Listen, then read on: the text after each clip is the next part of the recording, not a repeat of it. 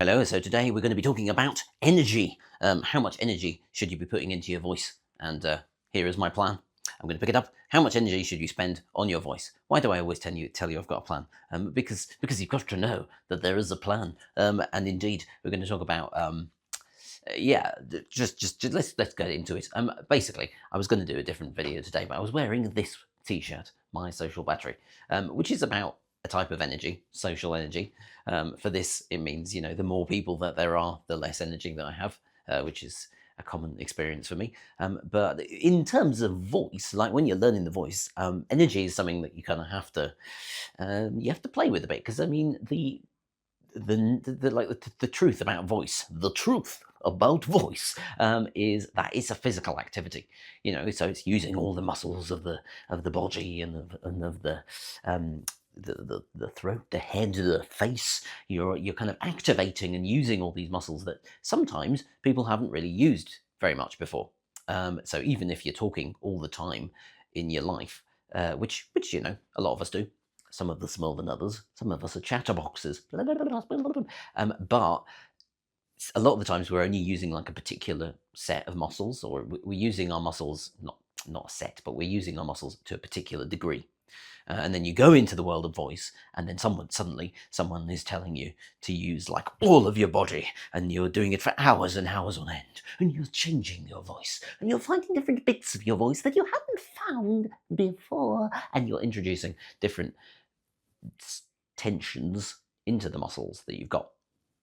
And it can be tiring. So a little bit of a story. I did a voice course, two-day voice course a little while back, and which I do. I'm doing another one at the end of this particular month that I am in at the moment. But I learned a lot from that particular one, because it was a 2-day voice course. It was a long days, and the audience weren't trained actors. So I was used to being around like trained actors in drama school and things, people who were used to using their body like really physically. And I went in with a load of improvisers and stand-up comedians who were not used to using their voice, and they did very well in the first day, and then in the second day, a lot of people were like just destroyed. They couldn't, like a bunch of people couldn't come because they were too tired. People who did, we had to like reduce the energy output that they required on that second day, because everyone was exhausted, because everyone wasn't used to using their body so much. And this is something that you can, you learn to do it more and more. So if you're a musical theatre person, for example, musical theatre people are used to using both speaking terms. Why is this version of my voice is not working? Terms of voice, no, using their voice in a speaking style, and also in singing. And singing it's pretty, it's pretty physical, athletic.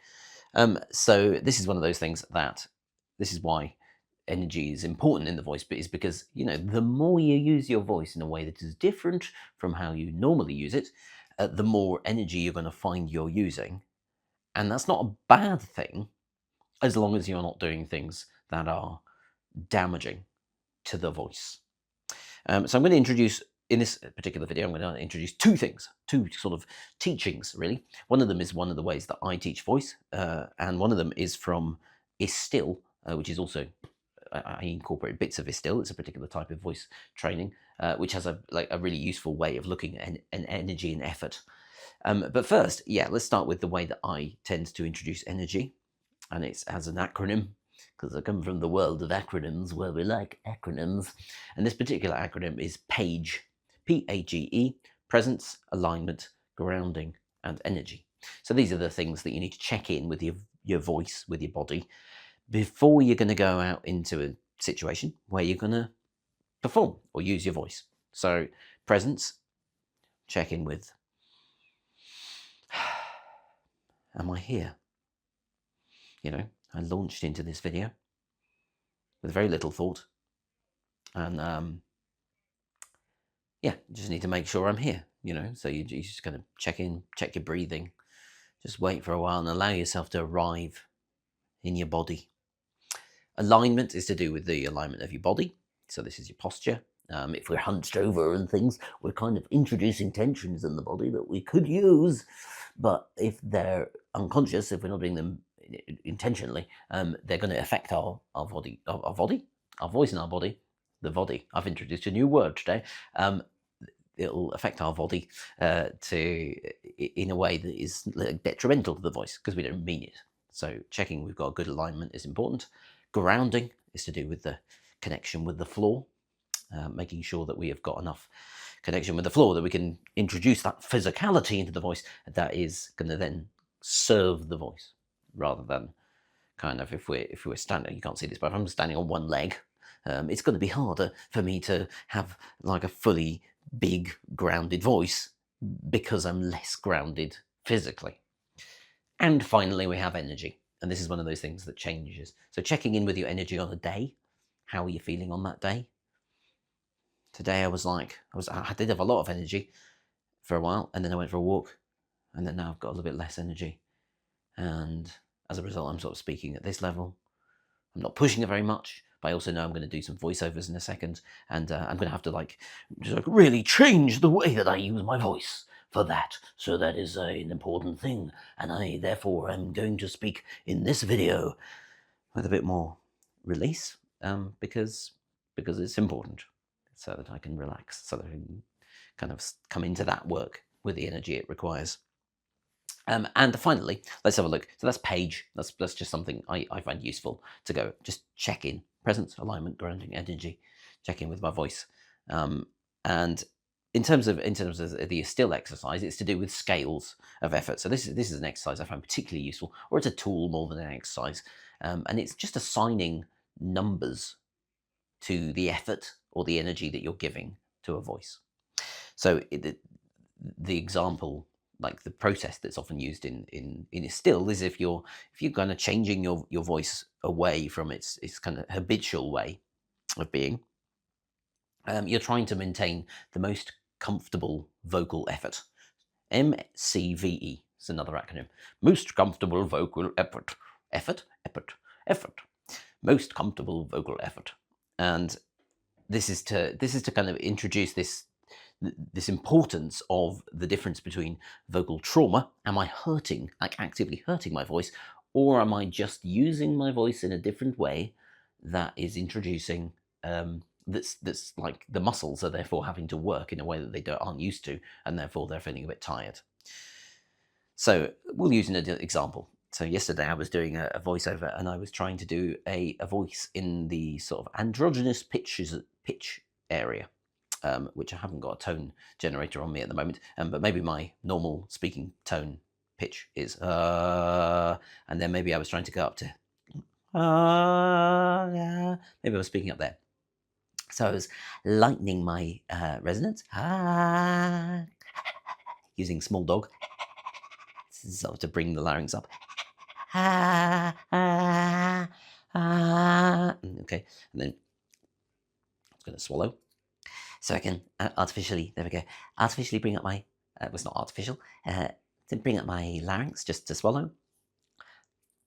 1, 2, 3, 4, 5. 1, 2, 3, 4, 5. So I was speaking up here for a voice in a voiceover, and I was practicing throughout the day, and I found that as I was doing it I was going for a walk. I went for a walk around the local cemetery where there tend not to be people, so you can talk to yourself. And I was finding that after trying this for quite a little while, I could feel that my body was, I can feel that my throat, that the muscles around my larynx were just, they'd worked, So there wasn't a problem. It wasn't that I was doing something that was unhealthy. I wasn't kind of constricting. I wasn't doing something like this, which was kind of pushing the voice together. It wasn't unhealthy in that terms, but it was different from how I normally use my voice, and therefore I was noticing muscle ache, and that's okay, So if I go back again, introduce my voice back to its normal resting pitch. So that's one thing you do, is you kind of listen to your muscles. How does it feel, more than to your voice? You can listen to your voice, the sound of your voice, but be focusing on the feeling in the muscles, which I think is a pretty good thing to focus on. And this is, the goal of any new voice, basically. So if I should do something like that, is I should like play around with the voice as I was doing. I was going, I was trying it up there and then tried it a bit like this and playing around to get the sound, more or less the sound that I wanted. And then the work became, see, I can sort of feel the muscles having gone whoop there in my larynx. And once you've got the sound that you want, work on releasing those extra kind of tensions that you've introduced in your voice. So let's say for that particular one, let's say when I was going up here, I was doing this, and let's say I was raising my shoulders because it felt like I really needed to keep my voice up there. Then once I've decided on the sound of this voice, maybe I can go, oh well, is it really necessary for my shoulders to be up, or can I keep the effort localized into my larynx, but release through the shoulders? Okay, yes, yeah, it's still possible for me to talk at this level, this brightness, this pitch. Actually, I'm the same. So I was at this pitch. So maybe I'm talking at this pitch, and oh, there's a bit on the back of my neck there that's gone. Do I need my neck to be tight for this voice, or is it only in the larynx? So you're sort of playing around with this, and you're monitoring that effort, giving it kind of constant attention, going, okay, there's a new voice that I'm trying. Where are the tensions? Where am I doing effort where it's not necessary? And at which points, which areas of my vocal anatomy is it necessary for me to kind of maintain effort? And the more you do a voice, say I hung around in that voice for a long time, it might be the number. I might give it a number from 1 to 10 at the beginning. At the moment, it's still like up at an 8 or a 9. It's like, I've got to really focus to keep my kind of larynx up there, because I don't tend to talk at that level. But over time, it's going to take me less effort to remain up there, because my body, the muscles are going to be better suited to that. So that's as long as it's healthy.